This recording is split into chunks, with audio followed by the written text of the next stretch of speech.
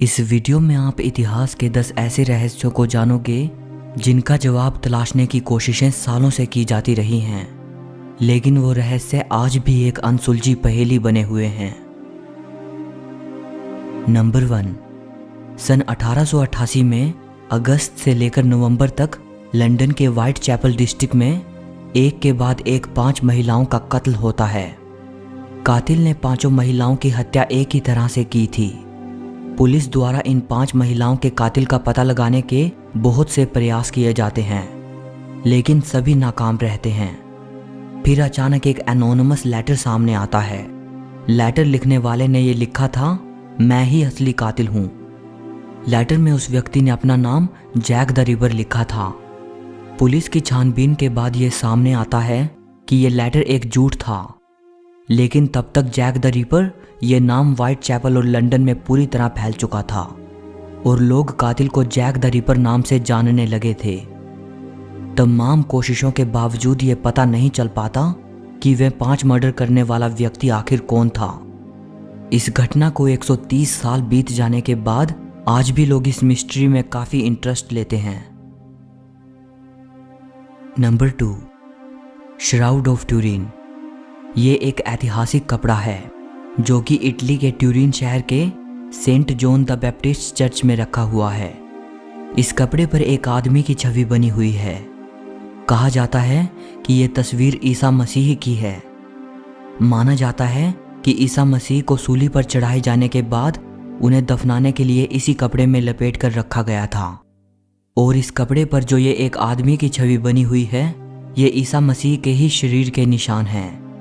Researchers इस कपड़े की काफ़ी छानबीन कर चुके हैं। जब इसकी कार्बन डेटिंग की गई तो सामने आया कि ये कपड़ा 12वीं या 13वीं सदी का हो सकता है, लेकिन जीसस तो 2000 साल पहले हुए हैं।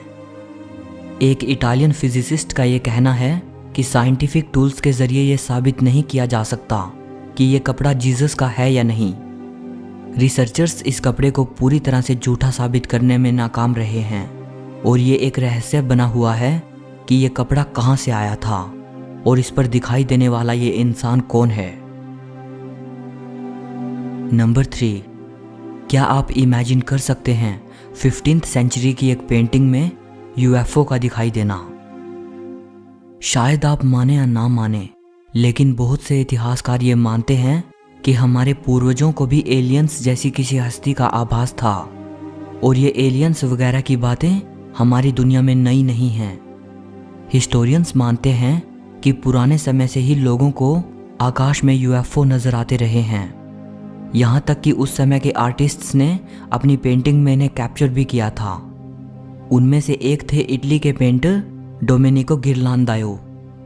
इन्होंने 15th सेंचुरी में एक पेंटिंग बनाई थी, मडोना विद सेंट जोवानिनो। पेंटिंग के बैकग्राउंड में एक आदमी मौजूद है। उसने अपना हाथ चेहरे पर रखा है और वो आसमान से आ रहे एक अजीब से दिखने वाले ऑब्जेक्ट को देख रहा है। अब ऐसा मानने वाले बहुत लोग हैं जो ये कहते हैं कि ये पेंटर अपनी इस पेंटिंग के ज़रिए हमारे लिए एक संदेश छोड़कर गए हैं कि कैसे उन्होंने एलियंस के साथ कम्युनिकेट किया। लेकिन फिर बहुत से ऐसे लोग भी हैं जो कहते हैं कि ये थियोरी बिल्कुल बकवास है। वो कहते हैं कि ये एक धार्मिक पेंटिंग है और ये मिस्टीरियस ऑब्जेक्ट कुछ नहीं बल्कि एक देवदूत हो सकता है। सच क्या है कोई नहीं जानता, लेकिन इतना ज़रूर है कि इस मिस्टीरियस ऑब्जेक्ट को देखकर ये नहीं लगता कि ये कोई फरिश्ता या देवदूत है, बल्कि ये एक उड़न तश्तरी की तरह दिखाई देता है। Number 4। John F Kennedy America के सबसे चहेते प्रेसिडेंट्स में से एक थे। 22 नवंबर 1963 को इन्हें पब्लिकली असैसिनेट कर दिया गया था। ली हार्वी ओसवाल्ड को जॉन एफ कैनेडी का कातिल माना जाता है, लेकिन उनकी हत्या को 57 साल बीत जाने के बाद आज भी बहुत लोग ये कहते हैं कि शायद Lee Harvey Oswald real killer नहीं थे, क्योंकि जिस वक्त प्रेसिडेंट कैनेडी को गोली मारी गई उस वक्त वो उनकी कार से बहुत दूर थे। लोग मानते हैं कि प्रेसिडेंट का हत्यारा कोई और व्यक्ति था और वो गोली चलाने के बाद वहां से फरार हो गया होगा। अब जो मिस्ट्री मैं बताने वाला हूं वो एक महिला से जुड़ी हुई है। जब प्रेसिडेंट कैनेडी को गोली मारी गई उस वक्त उनकी कार के आसपास बहुत लोग मौजूद थे और मीडिया भी थी जिसने पूरी घटना को रिकॉर्ड किया था। जब FBI प्रेसिडेंट की हत्या से जुड़े फोटोग्राफ्स देख रही थी तब उन्हें एक महिला नजर आती है जिसने हेड स्कार्फ पहना हुआ है, इसीलिए फोटोज में उसका चेहरा अच्छे से दिखाई नहीं देता। FBI देखती है कि उस औरत के हाथ में शायद एक कैमरा है और वो उस घटना की तस्वीरें ले रही है। बाद में उस महिला को ढूंढने की बहुत कोशिशें की जाती हैं लेकिन उसका कोई पता नहीं मिलता। फिर FBI उस औरत से अपील करती है कि वो जो कोई भी है सामने आए और जो भी तस्वीरें अपने कैमरा से उसने ली हैं वो हमें दे दे ताकि केस में कुछ मदद मिल सके। लेकिन वो महिला सामने नहीं आती है। वो कौन थी कोई नहीं जानता। FBI को जिस बात ने हैरान किया वो ये कि घटना के दौरान उस महिला का बिहेवियर काफ़ी स्ट्रेंज था। लोगों को अपनी जान बचाने की पड़ी है, वो इधर उधर भाग रहे हैं और ये महिला बिना किसी फिक्र के फोटोज लेने में व्यस्त है। अब ये तो आज तक पता नहीं चल पाया कि ये औरत कौन थी, लेकिन इसको लेकर बहुत सारी थियोरीज सामने आई थी। एक थियोरी ये कहती है कि यही औरत असली कातिल हो सकती है और इसके हाथ में कैमरा नहीं बल्कि गन है। इस महिला का बाद में नाम पड़ा बबुश्का लेडी, क्योंकि इसने अपने सिर पर जो हेड स्कार्फ पहना था उसे आमतौर पर रशियन ग्रैंड मदर्स पहनती हैं और रशियन लैंग्वेज में ग्रैंड मदर को बबुश्का कहा जाता है। नंबर 5, अमेलिया एयरहार्ट एक अमेरिकन पायलट थी। अमेलिया पहली ऐसी महिला थी जिन्होंने अकेले हवाई जहाज में बैठकर अटलांटिक ओशन के ऊपर से उड़ान भरी थी।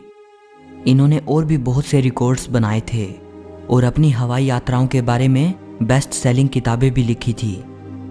1936 में अमेलिया पूरी दुनिया की हवाई यात्रा करने का प्लान बनाती हैं और जून 1937 में वो अपनी हवाई यात्रा शुरू करती हैं। 2 जुलाई 1937 को पैसिफिक ओशन के ऊपर से उड़ान भरते हुए अमेलिया का हवाई जहाज रहस्यमयी तरीके से गायब हो जाता है। जहाज गायब होने के कुछ घंटे बाद ही अमेलिया और उनके हवाई जहाज को ढूंढने की कोशिशें शुरू हो जाती हैं, लेकिन अमेलिया और उनके हवाई जहाज का कुछ पता नहीं मिलता। अमेलिया को ढूंढने की हजारों नाकाम कोशिशों के बाद 5 जनवरी 1939 को उन्हें मरा हुआ घोषित कर दिया जाता है। इतना वक्त बीत जाने के बाद आज भी अमेलिया और उनके हवाई जहाज का अचानक गायब हो जाना एक रहस्य है। बहुत से अनुमान लोगों द्वारा लगाए जाते हैं, लेकिन कोई नहीं जानता कि अमेलिया और उनके हवाई जहाज के साथ क्या हुआ था। नंबर 6, भारत की प्राचीन सिंधु घाटी सभ्यता एक बेहद विकसित सिविलाइजेशन थी। 1920s में इस सिविलाइजेशन के 2 बड़े शहरों हड़प्पा और मोहनजोदारो की खोज हुई थी। माना जाता है कि इस सभ्यता की शुरुआत करीब 5000 साल पहले हुई थी। इस सभ्यता के लोग उस समय के हिसाब से काफ़ी आधुनिक थे। हड़प्पा और मोहनजोदारो से जो अवशेष मिले हैं उन्हें देखकर ये पता चलता है कि इन शहरों के लोग एक बेहतरीन जिंदगी जीना सीख चुके थे। ये लोग पकी हुई ईंटों के मकानों में रहते थे। इन शहरों में बड़े भवन, ऊंची इमारतें बनी हुई थी। घरों के गंदे पानी को निकालने के लिए ढकी हुई नालियां बना रखी थी और लोगों के नहाने के लिए बड़े हमाम बने हुए थे। अब एक सवाल जिसने इतिहासकारों को सालों से परेशान किया हुआ है वो ये कि कैसे इस बेहद विकसित और विशालकाय सभ्यता का अंत हो गया। सिंधु घाटी सभ्यता की खोज हुए 100 साल से भी ज्यादा का समय बीत चुका है, लेकिन इसके विनाश का कारण आज भी एक हिस्टोरिकल पजल बना हुआ है। बहुत सारी थियोरीज दी जाती हैं। कुछ कहते हैं कि जलवायु परिवर्तन या बाढ़ ने सभ्यता को खत्म कर दिया। कुछ कहते हैं कि कोई महामारी फैली थी और कुछ मानते हैं कि यहां आर्यों ने हमला किया था। नंबर 7, रोंगो रोंगो स्क्रिप्ट नाम की एक प्राचीन भाषा है जिसे आर्कियोलॉजिस्ट्स सालों से डिकोड करने की कोशिश कर रहे हैं, लेकिन अभी तक नाकामी ही हाथ लगी है। अगर हम किसी प्राचीन भाषा को समझ पाते हैं तो इससे हमें अपनी प्राचीन दुनिया के बारे में काफ़ी बातें पता चल सकती हैं और इतिहास के कई रहस्यों से पर्दा उठ सकता है। रोंगो रोंगो स्क्रिप्ट को ईस्टर आइलैंड में 19th सेंचुरी के आखिर में डिस्कवर किया गया था। इस भाषा में 120 सिंबल्स हैं। इन सिंबल्स का मतलब क्या है कोई नहीं जानता। इस बारे में कोई जानकारी नहीं मिलती कि ये स्क्रिप्ट कैसे और कब वजूद में आई होगी।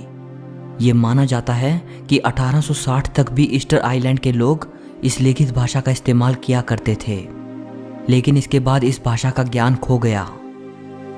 अब मैं आपको एक हैरान कर देने वाली बात बताता हूँ। ये रोंगो रोंगो स्क्रिप्ट हमारी सिंधु घाटी सभ्यता की लिपि से काफ़ी हद तक मिलती जुलती है। ईस्टर आइलैंड सिंधु घाटी से 20,000 किलोमीटर दूर है। हैरानी की बात है, दो अलग अलग जगह पर जन्मी भाषाएं एक दूसरे से इतनी मिलती जुलती हैं। दोनों ही भाषाओं को अभी तक हम समझ नहीं पाए हैं। नंबर 8, स्टोनहेंज इंग्लैंड में मौजूद पत्थर की बड़ी बड़ी चट्टानें हैं। इनको जमीन खोदकर गोलाकार स्थिति में खड़ा किया गया था। अनुमान लगाया जाता है कि स्टोनहेंज तकरीबन 5,000 साल पहले बनाया गया था। इस हिसाब से ये इजिप्ट के पिरामिड से भी पुराना है। प्राचीन मनुष्यों ने इसे किस पर्पस के लिए बनाया था, ये अभी तक हम जान नहीं पाए हैं। कुछ हिस्टोरियंस मानते हैं कि शायद स्टोनहेंज को किसी एस्ट्रोनॉमिकल या हीलिंग पर्पस के लिए बनाया गया होगा।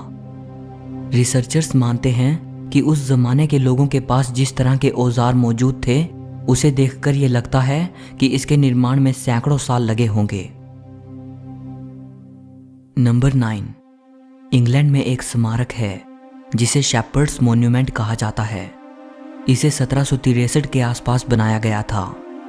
इस स्मारक पर निकोलस पूसन की पेंटिंग द आर्केडियन शेपर्ड्स बनी हुई है और इसके बिल्कुल ठीक नीचे 10 अक्षर का एक कोड लिखा हुआ है। इस स्मारक और इस कोड को बने हुए 250 साल से ज़्यादा बीत चुके हैं, लेकिन आज तक कोई भी इस कोड को क्रैक नहीं कर सका। ऐसा कहा जाता है कि मशहूर बायोलॉजिस्ट चार्ल्स डार्विन ने भी इस कोड का मतलब समझने की कोशिश की थी। अगर आपने दा विंची कोड मूवी देखी है तो आपको होली ग्रेल के बारे में पता होगा। बहुत से थियरिस्ट्स ये मानते हैं कि अगर इस कोड को समझ लिया गया तो ये होली ग्रेल की लोकेशन तक लेकर जाएगा। बहरहाल कुछ भी हो, 2 सदियां बीत जाने के बाद आज भी ये दुनिया का सबसे मशहूर कोड है जिसे डिकोड नहीं किया जा सका। नंबर 10, पेरू देश की राजधानी लीमा से 350 किलोमीटर दूर नाज़का रेगिस्तान है। इस रेगिस्तान में 80 किलोमीटर के एरिया में बेहद विचित्र और विशाल रेखाएं बनी हुई हैं। इन्हें नाज़का लाइंस कहा जाता है। इन रेखाओं को 2000 साल पहले बनाया गया था। इन रेखाओं में 800 स्ट्रेट लाइंस हैं, 300 ज्योमेट्रिक डिज़ाइंस हैं और 70 रेखाएं ऐसी हैं जिनमें जानवरों, पक्षियों और इंसानों की आकृतियां बनी हुई हैं। ये आकृतियां इतनी बड़ी हैं कि इन्हें ज़मीन पर खड़े होकर देखा या समझा ही नहीं जा सकता। इन आकृतियों को देखने के लिए आपको हवाई जहाज़ में बैठकर 1000 फीट ऊपर जाना पड़ेगा, तभी आपको पूरी आकृतियां दिखाई देंगी और समझ आएंगी। आर्कियोलॉजिस्ट्स ने सालों बिता दिए हैं नाज़का लाइंस के रहस्य को समझने के लिए, लेकिन आज तक ये समझा नहीं जा सका कि किसने इतनी विशाल आकृतियां बनाई थी और क्यों बनाई थी।